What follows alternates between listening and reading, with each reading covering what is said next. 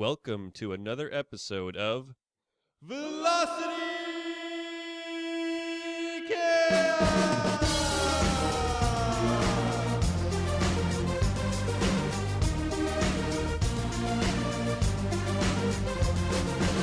We are coming to you at the speed of sound from the Hexapod Soundhouse in Cleveland, Ohio. Welcome to another episode of Velocity Chaos Podcast. My name is Nick, and today we are doing something a little special. We just passed 75 episodes of recordings, huge benchmark, milestone for us, and we are just so excited to have everyone join us for that journey.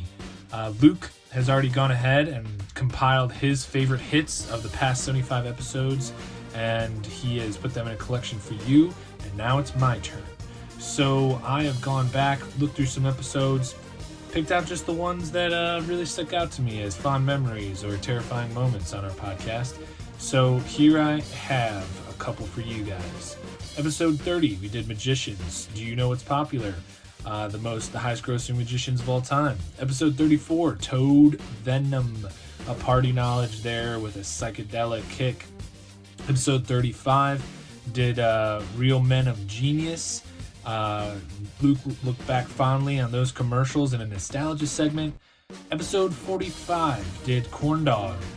It's an incredible film that we pitched off the top of our heads based on a true story in our Based on a True Story segment.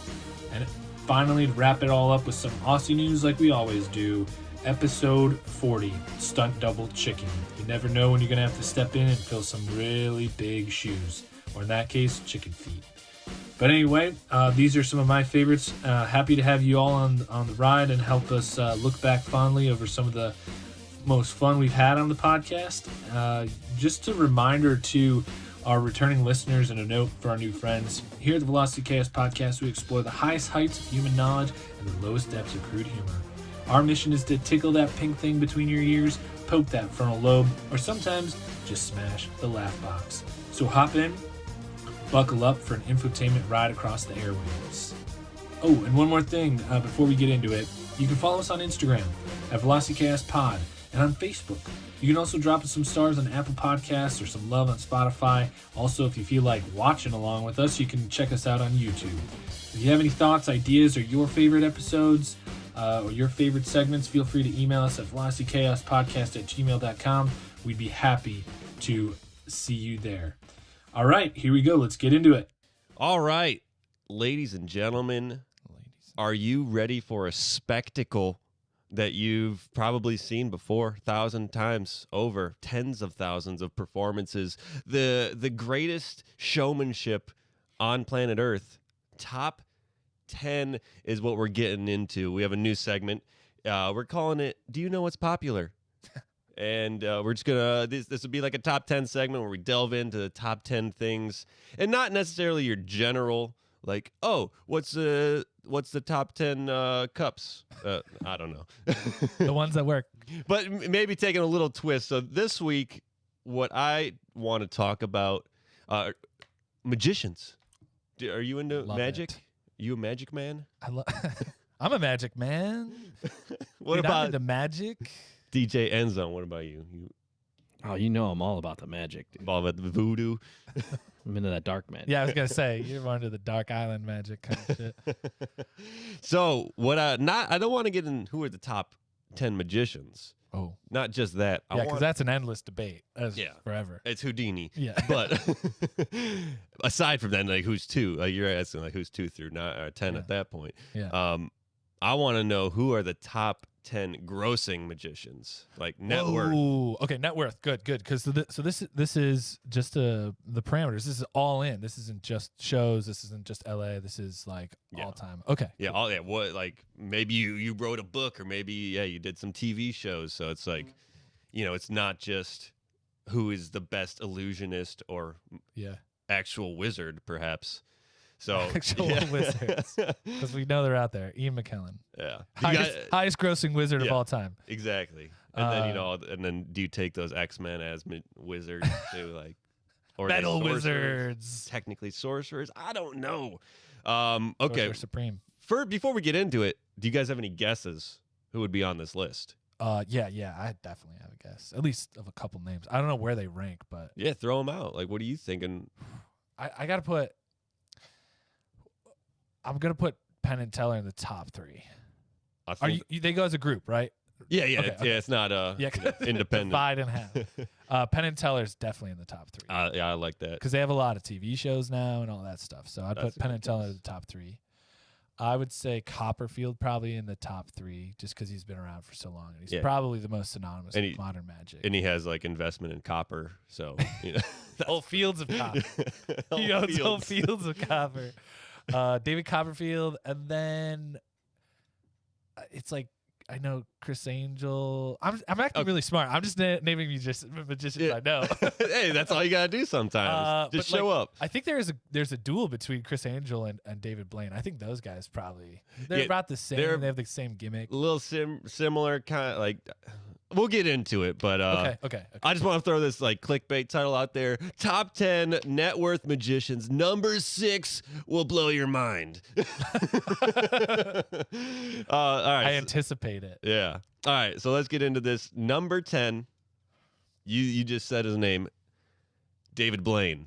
Oh wow. He goes back to 80s, 90s with that street magic. Really? Yeah. He was around in the 80s? I think he was like getting started, but Okay. he kind of started that street magic vibe of like low key. All right, pick a card, and then I'm gonna pull this out of my chest. exactly. No, just watch. Everyone's like throwing up in bags. Yeah. There's an assistant passing out like air flight bags. This is gonna gross you out. Exactly. Like so, he had that like no energy, but like just kind of cool. Like nothing can phase me. The emo black clad eyeliner magician guy. It was pretty sweet in a way. Like it's like this guy's these guys an actual wizard, and then pulling shit out of his eyeball or something. But yeah, so it was like what you would think like a huge contrast to big showman stage magicians. Like he's just out there with the people on the street.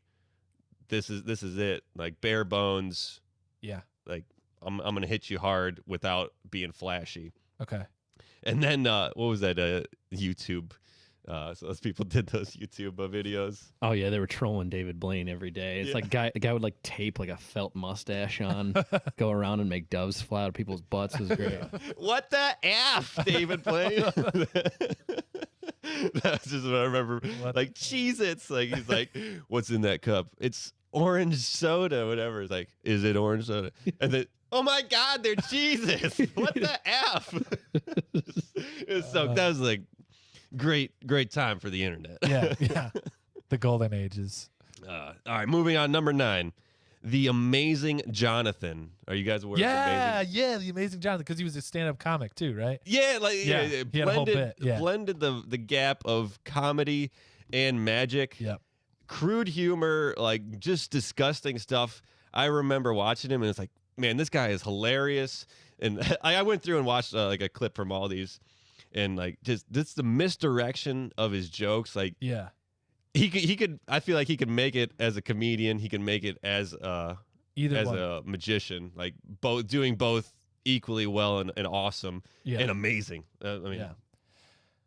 To piggyback off that, he was a wacky guy, and there's the Amazing Jonathan documentary. That's the title of the documentary. I gotta watch. But it's worth a watch because there's this filmmaker starts like getting to know him really personally, and there's some really dark stuff. Because where it's challenging to be a magician and be an entertainer, it's also challenging to be a comedian. As we just saw with like Bob Saget passing the road, being on the road, doing all that stuff. Yeah, send him off. R.I.P.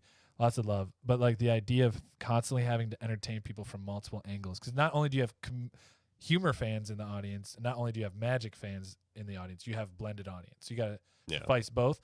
The documentary goes into it, but he's a crazy dude. He's like, yeah, man, he's talking directly to like the documentary filmmakers. Like, you have this whole this is you. You have exclusive rights. And then like halfway through the documentary, there's like other people like walking around with like cameras. And it's like he pitted 2 documentary film crews against each other at the same time to like capture his life. It's a good documentary. It's really wild. So I recommend that one. Cool. All right, we'll get into the next one. Number 8, you might not have heard of him. Uri Geller. And rings a bell. Yeah, like the name pops like, oh, that sounds familiar. So what he did He's a controversial magic name in magic. And so what he does is he claims to have psychokinetic abilities, the ability to move things with his mind, and he claimed to be like actually psychic as well. Okay. And he was on Johnny Carson way back in the day, and they had all these things set up that he can bend spoons just by like rubbing them or looking at them, or they had like this like pyramid of water cups or like triangle. Or one of them didn't have water or something, or one of them did have, and he was like supposedly able to put his hand over and tell which of the 10 had water. And this man, he might not have any of these abilities, but he does have the ability to bullshit for 20 minutes. That's brilliant. And extend time and just pass like, oh, I'm not feeling the cosmos right now. But he made all his money. He's selling like books and stuff, and the other thing is big publishing. Big publishing. Okay. And I forgot it, so we're just gonna move on because Okay. What was that? Number 7? That was number 8. Number 8. And on number 7, we got some ground to make. yeah, we do. Hans Klock. Oh, let me run back real quick. And so David Blaine was 12 million. Amazing Jonathan 15 million. Uri Geller 20 million. Hans Klock 25 million. So he's a big showman. Whoa. Kind of looks like Patrick Swayze in a way. Yeah. He is considered to be the world's fastest illusionist. So he'll get on stage and like in 5 minutes he'll rattle out like 40 illusions of really. Yeah, of like, changing his clothes, changing someone else's clothes, like getting through like these bars and like hands chained. And, What's this guy's name? Hans Klock. Hans Klock. Hans With a K. With a K. So he's just like, if he had a Vegas show, he would easily be at the top of this list because he would go in, be like, boom, boom, boom, boom, boom, boom, boom, boom, boom. 10 minutes later, all right, everybody, that's the show. Get out, get the fuck out. And then like, we got to reset. Leaves, resets. Another show comes in. And he just works for 3 hours a day. And he's the highest grossing magician. I mean, that's why he's $25 million net worth. Yeah. He's okay. the hardest working magician. Brilliant. He's just working smarter, not harder. There you go. All right. Number 6, the one that's going to blow your mind that you did not expect, but you love him. I know you love him. Neil Patrick Harris. What? Yes. No. Yes. What? He is a legit magician. Ever since a kid, he's always loved magic, according to this interview with that I saw. I forgot who it was. He's gone as far as serving as the president of the board of directors of Hollywood's Magic Castle. And, I mean, compared to, like, he doesn't do shows. That's why Barney was always trying to do stuff at the show. Exactly. Right? That's a personal touch from How I Met Your Mother character Barney Stinson. Like he's doing magic tricks. So what? He probably added that in on his own. Yeah. That's weird. His Wikipedia page: actor, singer, writer, producer, and television host. Which is like, I feel like you should put magician right at the front of that. Yeah. People are like, wait, what? Yeah. Then more people would know. Let's edit it right now. So, yeah, I mean, I feel like on the list, like, comparatively to everyone else, he's not famous for magic, and then, but 40 million otherwise, like, that's pretty sweet. Moving on, number 5, Chris Angel, Mind Freak. $50 million. Whoa. All the rage in the early aughts, and, But yeah, like you said earlier, he's kind of got that David Blaine vibe. Like, I think he's a little more edgy emo than David Blaine was. He probably just capitalized on that feel, like at a more modern era that wanted it. Yeah. So it was really like Blaine precursor and paved the way, and then Chris Angel was just like, I'm gonna take this. I remember Chris Angel doing bigger kind of like stunts and stuff for MTV. Yeah. Like he kind of got the TV contracts and stuff like that. Yeah, and that's the thing. He's doing a lot of TV shows. That's why he kind of built up, and I think he's trying to get a new Mind Freak out. Okay. In recent times. Nice. Thing with him though is like people just criticize him for having staged or plants of actors for his stuff. So it just doesn't look as authentic for some of them. Too big of a production for street magic, I feel. Moving on. So Chris Angel, 50 million. Lance Burton, 100 million. Lance Burton. He's, I would consider just like a classic stage performer magician. Clean cut, sharp, got the pigeons, the whole shebang. Oh, 31 years of performing in Vegas. Whoa. One thing about him, 100 million. One thing that I remember as a kid is it was like the Lance Burton, like some event on TV, and he was like, "All right, so what I want you to do, take like a quarter, get a quarter in your hands, kids. Put that quarter in your hand, cover it up so that there's no light getting in. Now hold it, and then whisper into your hand 3 times, Lance Burton. So like, Lance Burton, Lance Burton, Lance Burton. And then no, he's like, what I want you to do, go run into your bedroom and put that under your pillow. and so I'm like, okay, sweet. So we go do that, and you wake up in the morning, and it's like turned into $1. It's like, oh shit. Lance Burton's the fucking man. Later on, I kind of pieced it together that probably as we ran out of the room, he was like, all right, parents, this is your cue. Yeah. Take $1, put it on their pillow. Like, you know. Yeah. Which is brilliant. Just get the whole family involved. Exactly. But I always remembered that, like I just thought his name always stuck in my mind because of that. Yeah. That was 5. That was 4. 4 at 100 million, so there's 3 left. 3 left. Whoa, these numbers are getting big. Yeah. So 3, a pair, and you said top 3, didn't you? Yeah. Siegfried and Roy. Siegfried and Roy. Yeah. The Tiger Kings, the real Tiger Kings. Siegfried and Roy, may they rest in peace. Man, I forgot about amazing showmen using white lions and tigers in their show, notoriously back in 2003. Roy was attacked by one of the stage tigers, Manticore. He was going. Manticore. He felt something was off. Like he saw. They say that the tiger saw someone in the front row, maybe killed his mother or something. Or just something with a flashy something. Yeah, like kind of like thrown off. So Roy stepped in between them, and to try to calm Manticore down, and then kind of took the brunt of just couldn't get him under control.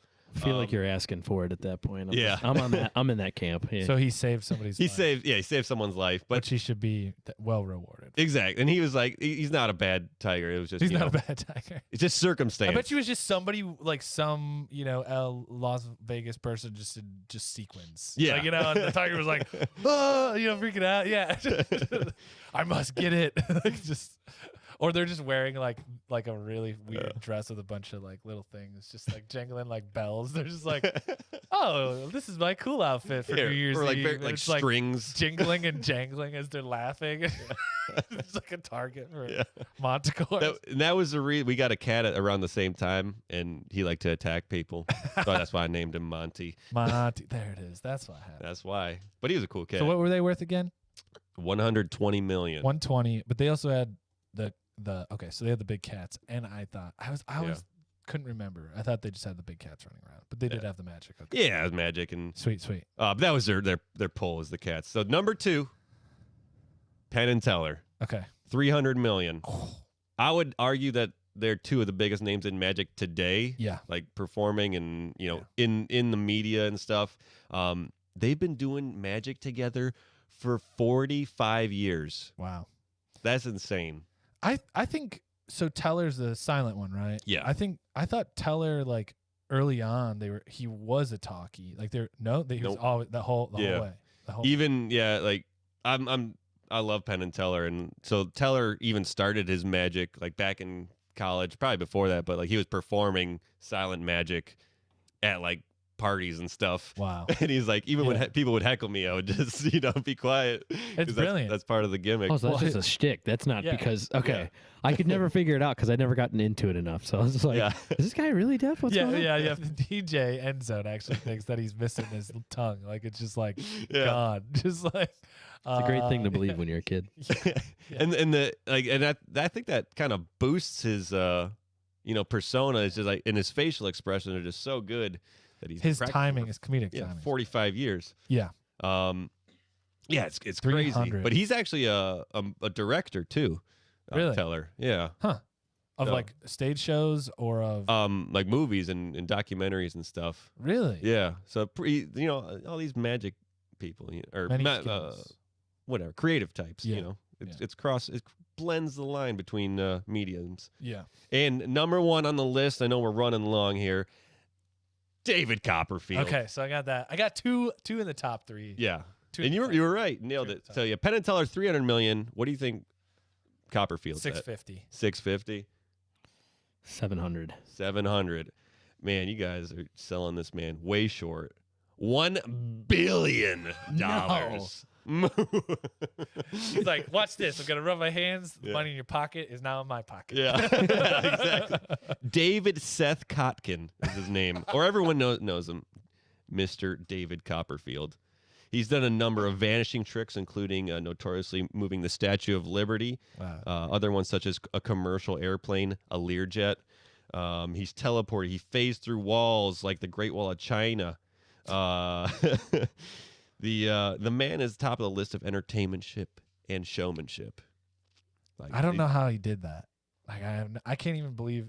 Magic. Like, yeah, just to conceive. I don't know. I mean, he probably started going to engineering school. He's just like, I'm way better than this.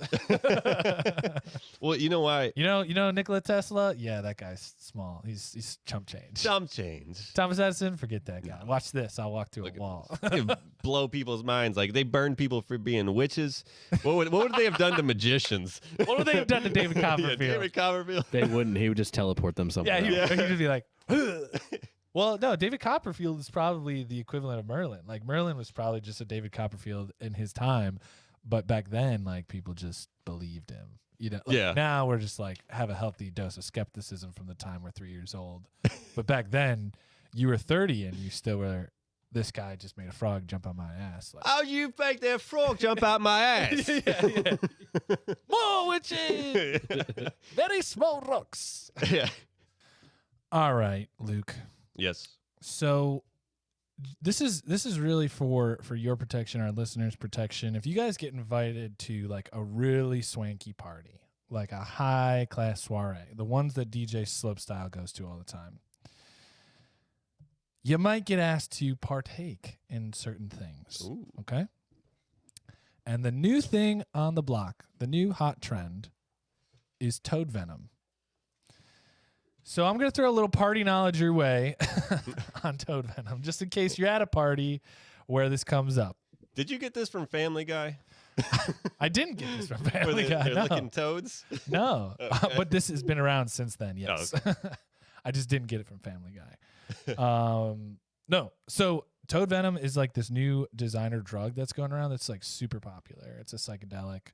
I have not had it, and I'm not condoning it or advertising it here, but I thought it was really funny because I keep seeing things popping up of why so-and-so is doing Toad Venom, why so-and-so has tried Toad Venom, and blah, blah, blah, blah, blah. So I was really curious and did a little research, and so we're going to have a little party knowledge in case you're at a spot that is blowing up. They're Toad Venom. dropping Toad Venom Dropping it. pills or Dropping whatever it. they do. Droplets. On the tongue.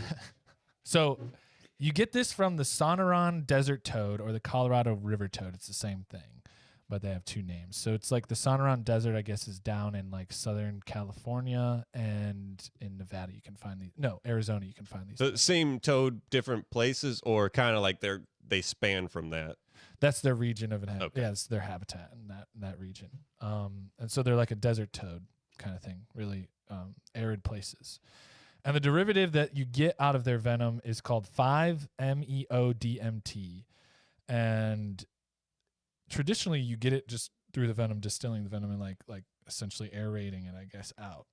But now... Yeah. Is this like a Native American thing originally? Am I jumping the gun on this? Well, I want to get to that. Okay. I'll just give you a couple things, just a rundown of this. So it's now mostly synthesized in a lab, which is interesting. So you can just create the molecule yourself. The molecule in it is called like the God molecule, and it's commonly found in ayahuasca, DMT, psilocybin stuff. So it's like this particle that essentially affects your serotonin receptors in your brain and tricks them into releasing more serotonin, which makes you happier. But because it's an overload to your nerves, you start hallucinating, and like your brain is seeing light through your eyes, but it's starting to process it differently. So that's the basic high level science behind it. Proposition.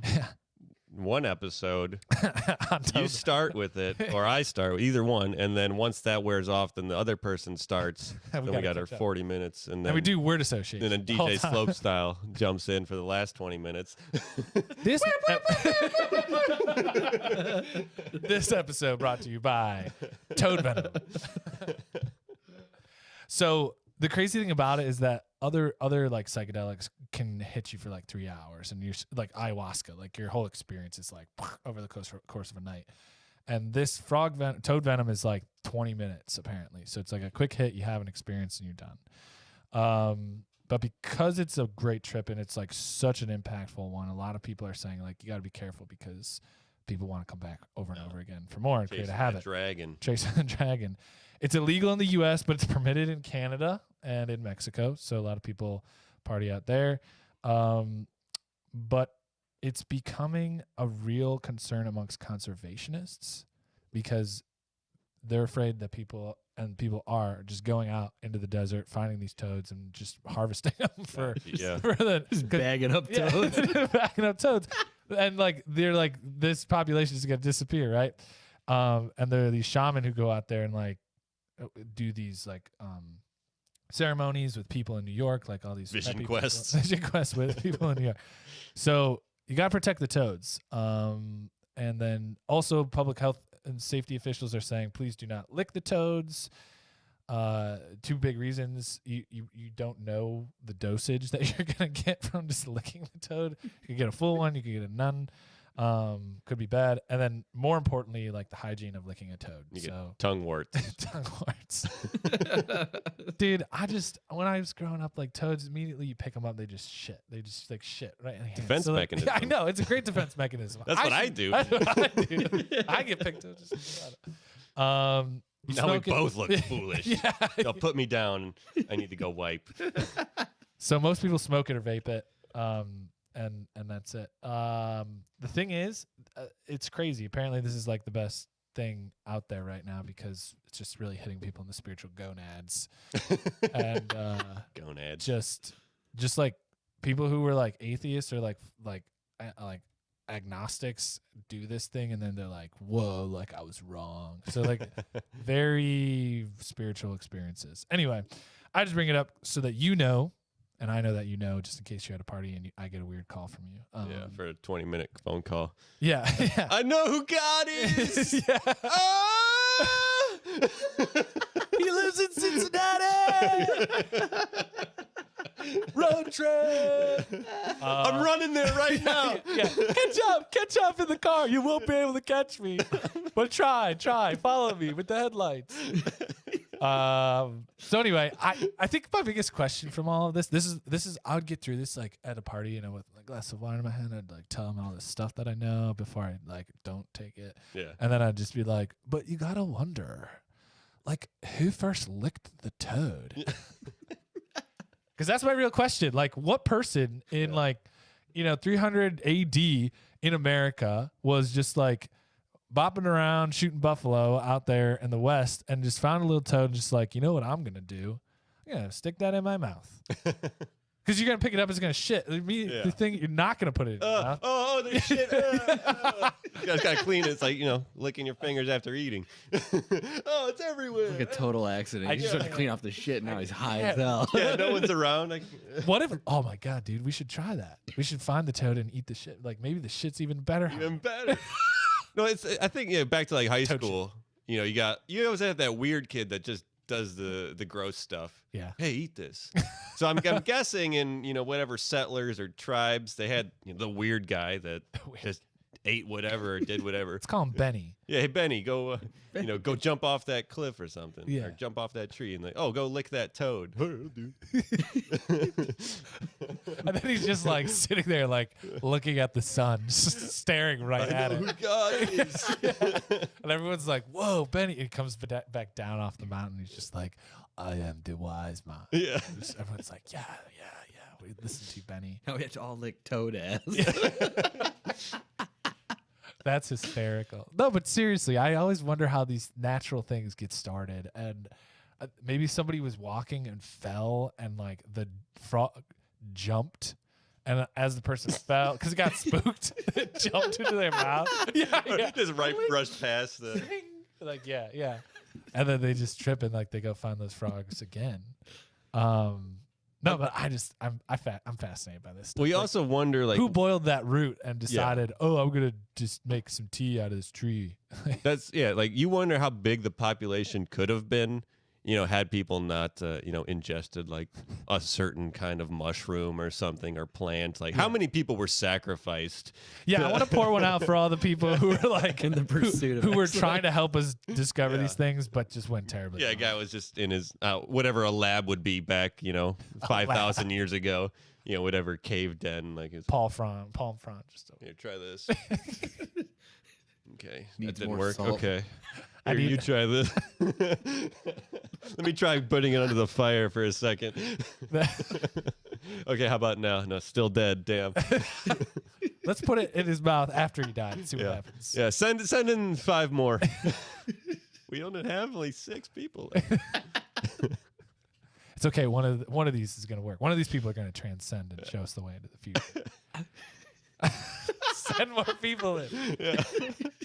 I'm just picturing people in cages, like just gibbering, like because they're just on a freaking salamander drug. You're like the salamander drug, like that stuff scrambles your brains, but the toad drug enlightens you. Yeah. This was like the prerequisite to eating Tide Pods. Yeah, see, probably what you're saying, Luke. It's probably It's Benny. bennies have been around for centuries. Millennia. Bennies have been ever since Eve was like, "Yo, try this apple." She's a Benny. Yeah, Eve I is was a just gonna Benny. say that. Eve is the first Benny.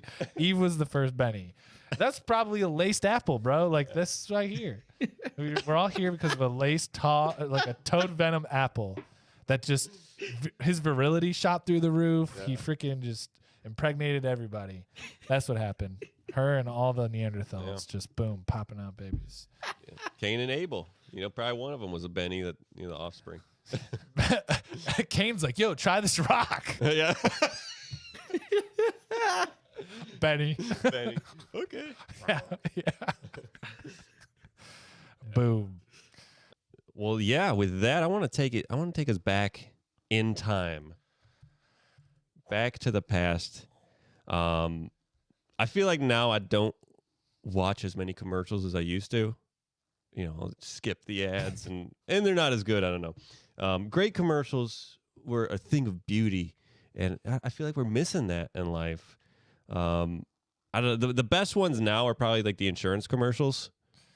Like, Yeah. but a lot of the times they're commercials where it's like, oh, that's funny, but you're like, I don't know what that's for.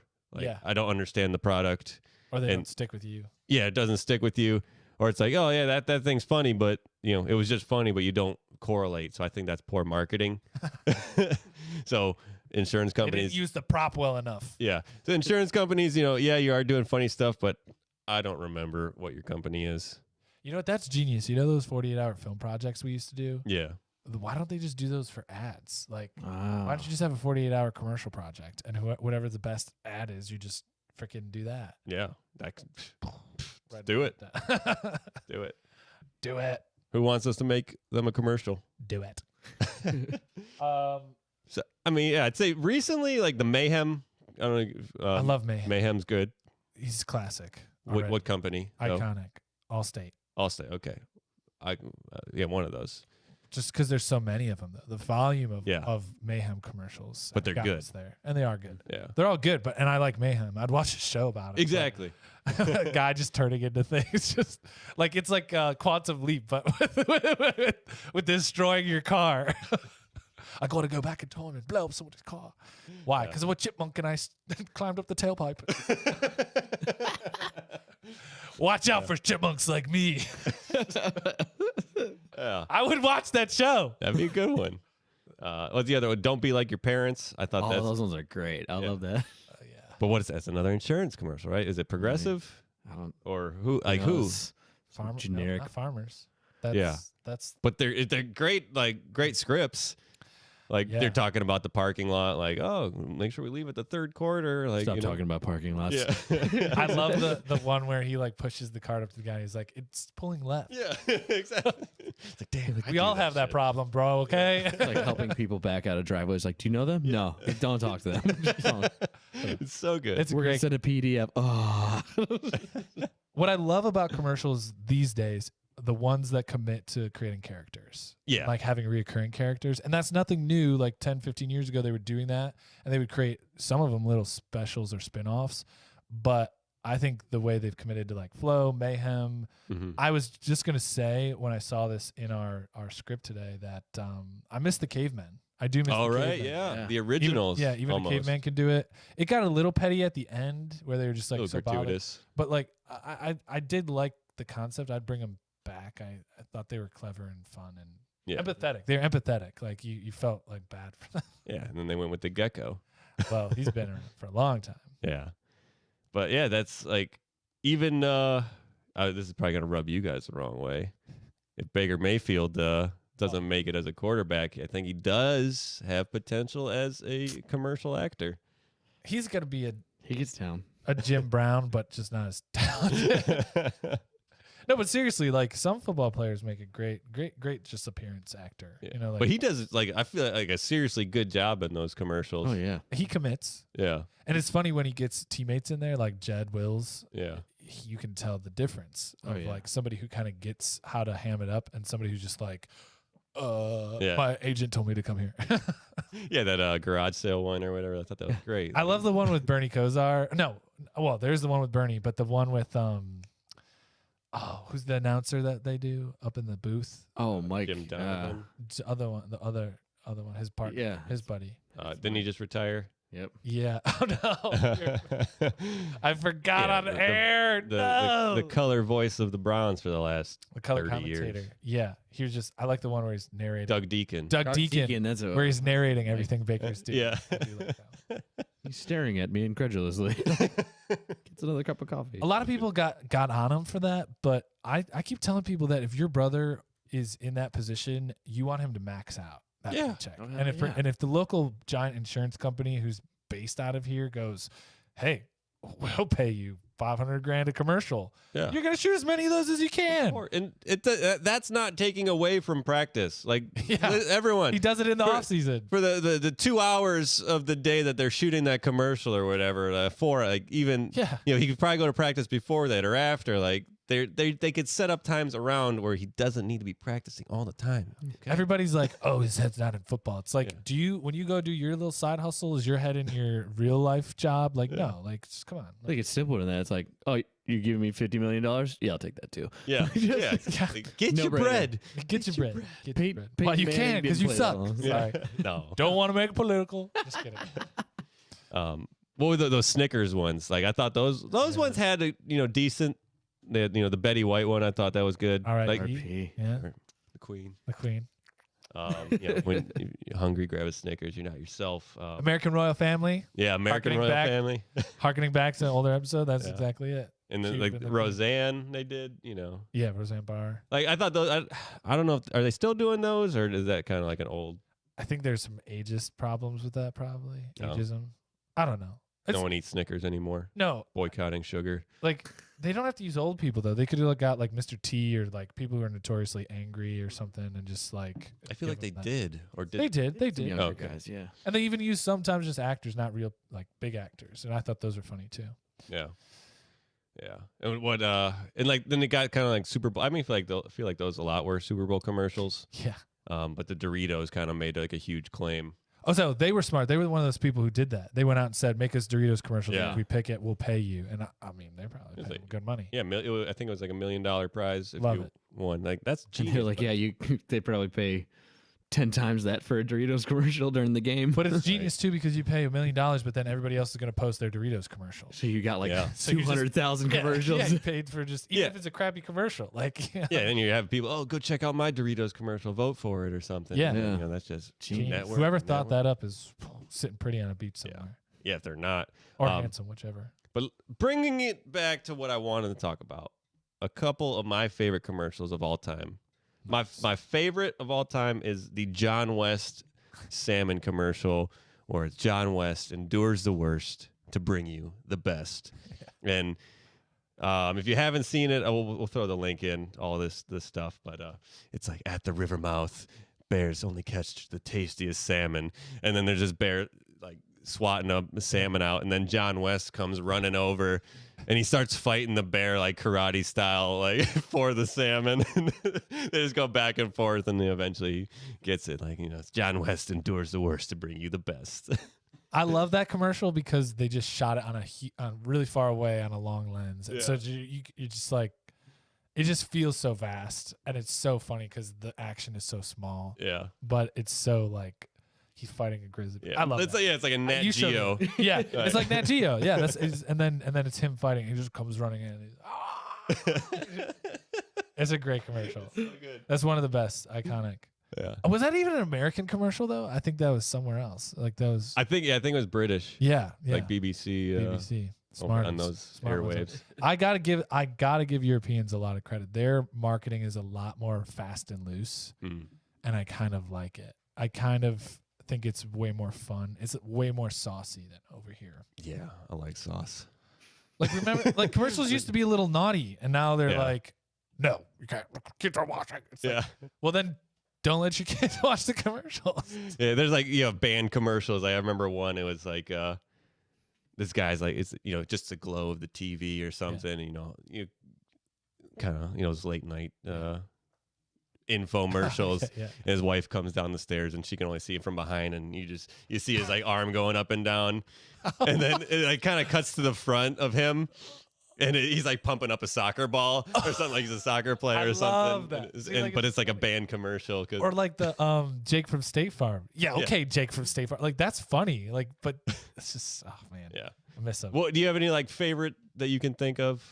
My favorite has to be the Terry Tate commercials, the Office Terry Tate commercials. Yeah, but I can't tell you what they're for. I can't remember. Was it ESPN? Like ESPN. Yeah, I think they're ESPN internal. commercials. Yeah, which those are so smart. Good. But that's my favorite one. I have a big connection with my dad. Like he was busting up when he watched those. So I just remember him doing that, and just then YouTube came along, and like we could find them and play them at dinners and stuff. And it just, I just love how intense that was, because like physical violence in commercials is also a rare thing. But I thought that was really funny because the guy just comes out of the office. He's just like drinking his cup of coffee. He's just like, all right, boom. just destroyed. And like, I bet you they were just all stuntmen. And Terry Tate was just told, just destroy them. Like they're stunt guys. Just go for it. Yeah. Break was over 15 minutes ago, bitch. Just love it. Love it. That gets me into I think my favorite like sequence of commercials would be Bud Light's Budweiser Real Men of Genius.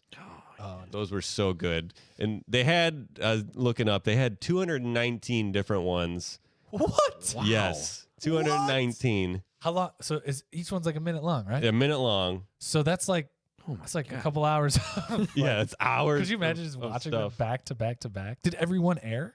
I don't know. So it started, I think, I don't know if it was in England, like with like a small spot, or like somewhere like they had a small spot, and they started in like I think like 2000 and kind of ran to like 2007 or something like that. But they should bring these back. We need to go find the vault. Our heist movie is about finding all the tapes of this. Yeah, we got to find who I found the lead singer of Survivor. So if you know the song "Eye of the Tiger," David Bickler. He's the singing voice, and then narrator Pete Stacker. He's a voiceover actor. I love it, and he's done a ton of stuff. Yeah. But yeah, so narrator has that like dry, not ominous, but like voice, and then David Bickler with that the flavor behind it. But yeah, a lot of those are so great. I don't know if you guys have any of your favorites that you remember, but when we were listening to one, it was like Mr. Footlong hot dog inventor, like that's just like just the random stuff. There was like Mr. Cell phone holster wearer. Well, the nudist colony one, that's what I'm talking about. Yeah. Like you have like the side boob in a commercial. I'm just like, where is this aired? Like, please bring this back. This is fun. Sensitive. Everyone's so sensitive. You remember the swear jar? They would do the swear jar. Yeah. Those were good. But yeah, before we wrap this one up, I wanted to, if you guys could humor me, I wrote a script here. You were talking about breaking into the vault, but what if we just start our own vault of one? Okay. But Real Men of Genius, Velocity Chaos podcast style. I'm going to send that over to you. I think we can pull it off. If you don't mind trying to sing these flavors, and I'll just narrate. Wow. Okay. All right. Get your Bickler on, dude. Yeah, get Here your we go. Bickler on. I'll stack it up. Channeling Bickler right now, bros. Channeling the Bickler. Yeah, get a little slap. Get a little slip of this. You guys got to tune up pipes, man. Moistening. All right. Okay, thank you for that. If you're ready, I'm ready. All right, man. Let's do it. All right. Just gotta set the mood and action.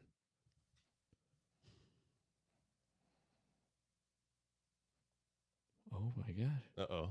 What happened? Dead air. Difficulties. Velocity Chaos presents Real Men of Genius. Real man of genius. Today we salute you, Mr. Just Started a Podcast podcaster.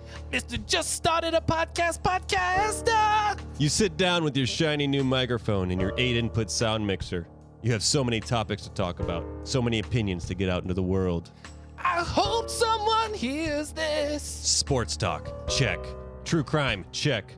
You quickly figure out it's hard to fill up 10 minutes of time, let alone a full hour. I should have done some research. When you go to parties, you'll be able to tell everyone that you have a podcast on the internet. I've got something to say. The best thing about podcasting, anyone can start one. The worst thing, anyone can start one. Anyone can do it. So sit back and relax, orator of the internet, and put on the next episode of Velocity Chaos Podcast as we give a salute to you. Mr. Just Started a Podcast podcaster. Velocity Chaos Podcast from the Hexapod Studios in Cleveland, Ohio.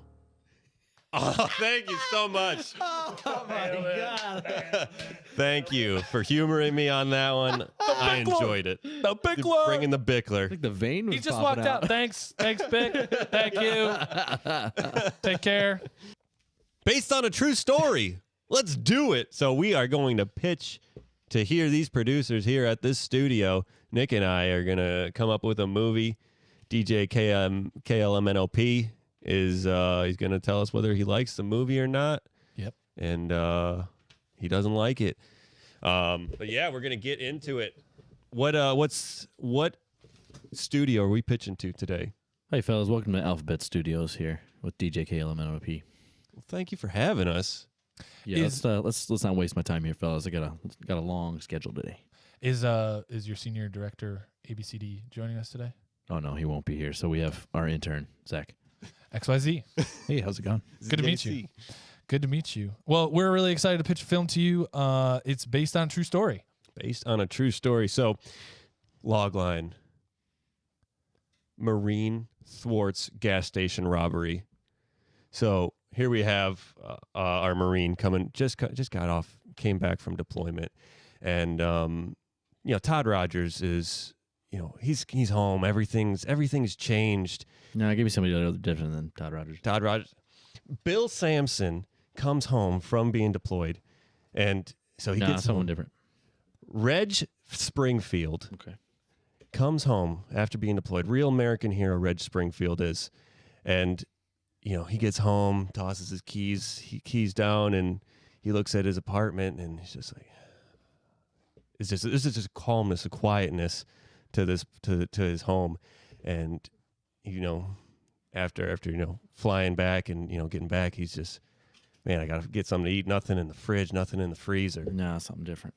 Nothing. He's like looking in the pantry. He's like, I got nothing. I got a hankering for something. No, something different. So he goes down into his basement and he's like just rifling through his like stored stashes of food and just can't get it. So essentially, Reggie, as he's known to his friends, he goes out, he grabs his keys and leaves the house and goes over to his Ford Pinto, and he fires it up, and there's no gas in the tank. But he goes over his neighbor Johnny Walker. I know his name's Johnny Walker. No, something different. That's no. His name is Casa, and his last name is Migos. No, something different. His name's Jim Beam. No, something different. His name is Bullet. His name is actually Bullet Whiskey. He was a former Air Force Navy pilot. Bullet Whiskey is just like, hey man, good to see you back. I'll just drive you up there. So they get in Bullet's Ford Dodge, the Ford Bronco. and something different. they get into his Lamborghini. He actually invented something different. They get in on his moped, and they say, "Oh, let's go get you a can of gas and also something to eat on the way." So they pull out and they head over to the gas station up the street, and they kick the stand down and they walk inside, and that's when the shenanigans really start in this gas station. Yeah, so they get in there and, ding, ding, come in. How you doing? Just kind of, because Reg, he's a stoic guy. So he's just going over, looking at the stuff, makes his way over, by the chips and stuff. Doesn't want that. Heads over onto the frozen food section. And so he's like, there's like nothing on the shelves. And you got some mac and cheese that's just sitting right there. No, it should be something different. He's got there's pulled pork, frozen pulled pork things that he can. No, it should be something different. So you got mini corn dogs is that's the only thing that he can see on this shelf. So he begrudgingly he's like, man, I guess. And so he grabs those, and as he's doing that, you kind of hear some, this is off, he's in the back of the store, in the front of the store, you got, some ruckus. Open up the cash register. No, he should say something different. Give me all the money. No, he should say something different. I am going to blow your brains out if you don't give me those camels. He should say something different. Listen here. This is going to be the last day of your life if you don't hand me all that bubble yum. And so, Reg is like, what's going on? I just got back from being stationed. This is the last bullshit that I wanted to deal with, and this guy's coming here over some bubble gum. Yeah, and then you hear Bullet scream, "I don't think so, pal." No, he should say something different. "I'm gonna get your ass." No, I should say something different. "Watch out for the left hook." And he swings his right because he's Bullet's a smart guy. So Thank you. The robber takes one full on the chin and pulls the trigger, alerting the 4 other dudes outside in their big Ford F-150. Everybody in this town drives Fords. The moped should be like a designer Ford. We'll get Ford involved. Yeah. They'll make a Ford moped for us, but everybody drives Ford. Anyway, just some product placement in there that we thought of. So anyway, gun goes off, guy goes down. Bullet's all pumped up. He jumps on the dude. He's pounding him, getting the gun away from him. No, he should do something different. He starts beating him with Pringles cans, another product placement opportunity, and is just, take this. How do you like this? Munch on these chips, man. And the guy behind the cash register goes for his shotgun. It should be something different. He goes for his squirt gun full of acid. No, it should be something different. He goes for essentially the samurai sword that he keeps up above the the bubble yum. It's kind of ceremonial, but it's got ancient, Chinese runes on it. It should be something different. It's got stick figures on it from his old village, and it says "Yum Yum Village" here. And essentially, he joins in the fight as the other 3 or 4 dudes rush in, and Reggie is just he's popped the corn dogs into the microwave and is heating them up, and we see this intercut. Yeah. So he pulls them out and he's just munching on the corn dogs because he's like, Bullet's got it. Yeah, Bullet's been here before. So 4 guys come in. Well, one of the guys jumps over the counter to go towards the clerk, and the other 3 kind of start surrounding Bullet, and he's like, "Oh, watch out for his left hook. I know he's gonna do that." And then because we heard him outside, and then they all start going in on Bullet, and that's when Reg turns around. He turns around and looks at the dudes. He drops the corn dogs, puts one in his mouth, wipes off his hands. He said, "Listen here, I'm gonna give you 10 seconds to get out that door before my foot is up your ass. Should be something different. You got 10 seconds to get out that door before I ram my fist into your stomach and your something different. Listen here. If you guys don't go into the back and start cleaning up this mess, there's mop. I'm not ever going to forgive you." It should be something different. He said, "There's 3 of you and 1 of me. I think my chances are pretty good." And so then he starts walking towards these hooligans, and he just straight dives in, yippee-ki-yay, American freedom style, flying elbow, catches one right in the temple. Yeah. Throws him back after, roundhouse kick a la Chuck Norris, keeping that, strong. And then now there's just one there. The clerk's, he's struggling with the other guy because he's trying to get the samurai sword out, the katana. Yeah. And then the coolest part is, though, with the corndog stick that he pulls out, he actually like stabs the dude with it. It's just like totally put it in the trailer, right? Like he pulls it out of his mouth and he stabs the dude with it, and the guy doesn't die. Like he's like bleeding, but it's a distraction. Now the original guy that Bullet took, was wailing on, is dialing a phone, and he should be doing something different. He is reaching for the clerk's phone behind the counter. Yeah, he should be doing something different. He is screaming and pounding against the glass, like begging for help because now he's scared. And the other Ford, have your pick at that point. The Ford Explorer. The Ford Explorer empties out 8 dudes, and they all come rushing in. It empties out 8 women coming in. It should be something different. It empties out 1 dude, 3 dogs, and a bunch of falcons, and they just come storming towards the shop. And then you hear Reggie just kind of utter like our kind of catchphrase of the movie as he's punching guys. All I wanted was some corn dogs. And that's when the other 2 people and the 3 dogs and the falcons come charging in. Yeah, and it just becomes like this big stampede of all these creatures and people coming in, and so we're just like to the clerk, like, you got a gun or something? Like, it should be something different. Like, hand me that fucking sword.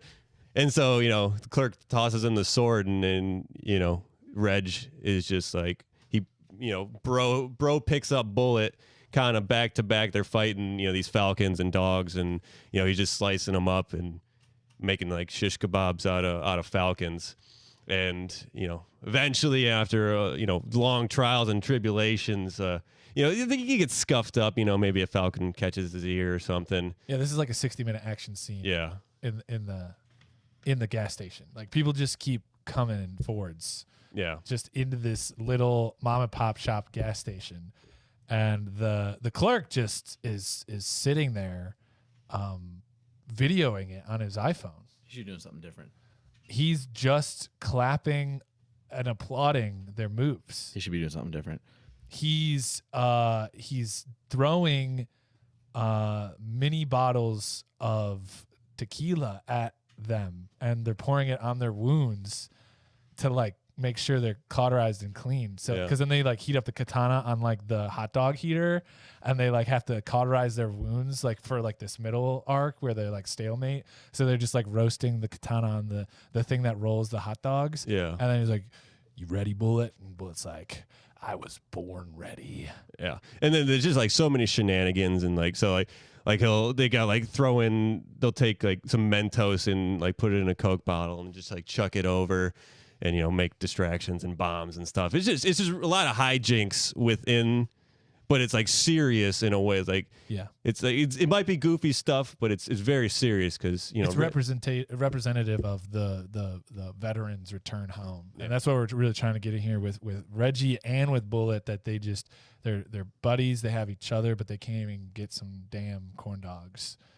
And that's really like the theme. Like the theme is just coming back and not having anything for some of these guys. So it's a real travesty. So yeah, eventually, he gets the waves stop coming. Yeah. The blood is drying up, being mopped up. He gets his things from the store clerk. He picks up his corn dogs. Just he doesn't need the thanks. He just starts to get on the moped. He turns around and he looks, back at the gas station, and he just says, "It's been fun." Should be something different. He said, "What a ride." Should be something different. He said, "All right, Bullet, let's go home." It should be something different. That's all, folks. Because he looks right at the camera. Yeah. To really seal the deal. Like this guy, like he looks directly, fourth wall break, last shot, like right on. And the shot just holds. And then you hear the moped and just straight out of the shot, out of focus. And we just roll credits up over it. Yeah. And that's it. That's it. That's our movie. Corndog Alley. All right, fellas. Okay, I'm going to deliver. Zach, what did you think? You're just an intern. No one cares what you think. So, Alphabet Studios, I'd buy this film. I'd buy this film all day long, fellas. I think we got a partnership. Yeah. Well, congratulations. Thanks, that's amazing. Right. We're going to make a great movie here. Yeah. Get the hell out of my office. Okay, thanks. Oh, does the title work for you? Corndog Alley? Oh, no, it should be something different. What do you got? America's Pastime. Should be something different. Katana Yum Yum. Yeah, it should be something different. Corndog this. Yeah, that's good. I like that. Yeah. Corndog this. All right, cool. Corndog this. It's on the screenplay. Done. Yep. Excellent. Don't be a hero, mate. You look after your mates, and your mates will always look after you. Yeah, cheers. So we are going down under to visit our friends in Australia. Man, we've been in Egypt, we've been in Africa, came over to South America, we're in North America, flying down to Australia. This is a really global episode. We go big on 40. Man, 40 shorty. This is one of my favorite pieces of Australian news. This is a segment called Aussie News, where we check in for a headline, make sure that we know what our friends down under are getting up to. Hunt is on for a manageable hen to carry wedding rings down the aisle. The other headline for this is, we're looking for a stunt double chicken. I don't know how to respond to this. Just let it happen. So Here we go. Someone's having a wedding. So this is a marriage celebrant, which isn't like a religious person anymore. They're just like the officiant. Okay. They call them a celebrant, right? This person has been tasked with finding a lookalike for the couple's chicken, whose name is, it's a crazy name. This couple essentially, the brother-in-law said, look, if you want to marry my sister, I need a dowry. He was saying it as a joke. So the brother went out, the groom went out and got a chicken named Lobola. Okay. And gave it to the brother-in-law. And they want Lobola to carry the bands down the aisle as a ring bearer. The problem is Not a ring bear, ring chicken. Ring chick. The problem is, in the words of the celebrant, the bird is batshit crazy.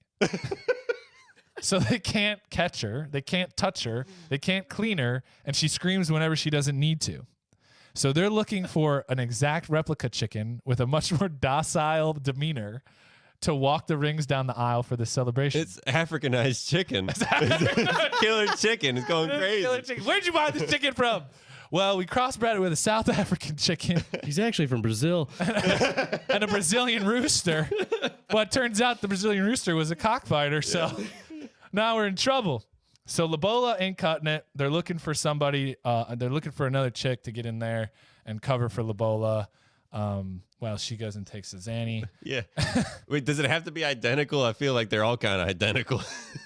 This chicken, it apparently has, it's one of those furry chickens. So you have to she looks like a spaz, like a complete spaz. They're looking for like a nice groomed chicken.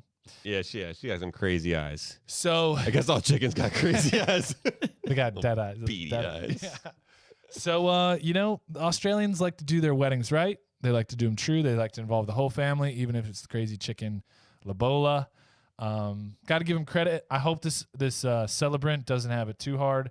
This was posted last week, so I'm sure they only have a little bit of time to find a nice suitable stunt chicken. So, stunt double chicken.